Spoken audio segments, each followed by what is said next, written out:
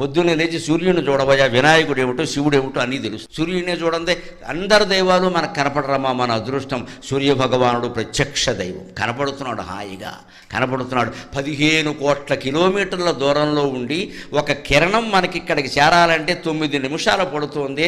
అంత 9 నిమిషాల్లో కొన్ని కోట్ల కిరణాలని భూమండలానికి అందించి భూమండలాన్ని అంతటినీ తేజోవంతం చేస్తున్న సూర్యుడికి ఎన్ని నమస్కారాలు చేస్తే రుణం తీరుతుంది. అందుకే హిందువులు కనిపెట్టిన ఒకే ఒక యోగాభ్యాసం సూర్య నమస్కారం. యువతరం అంతా అది చెయ్యాలి. జమ్ము కాదు పనిలే. డాబా మీద సూర్య నమస్కారాలు చేయి. అది కొనడు, 4 యంత్రాలు కొంటాడు, పైకి లేపుతాడు, కిందకి తీస్తాడు, 4 రోజులు వాడతాడు. 4 రోజులు అయ్యాక దాని మీద తువ్వాళ్ళును బనీన్లు ఆరేస్తాడు. అది ఎందుకు కొన్నామంటే తువ్వాళ్ళు బనీన్లు ఆరేడాయి. సూర్య నమస్కారానికి యంత్రంతో పని లేదండి. ఓ తుండుగొడ్డ, ఓ చాపోటి డాబా మీద వేసుకుంటే హాయిగా చేయి, ఒళ్ళంతా బాగుంటుంది. రోజు సూర్య నమస్కారాలు చేసేవాడికి, రోజు సూర్యోదయం సూర్యాస్తమయం చూసేవాడికి డి విటమిన్ లోపం. పొద్దున్నే లేచి సూర్య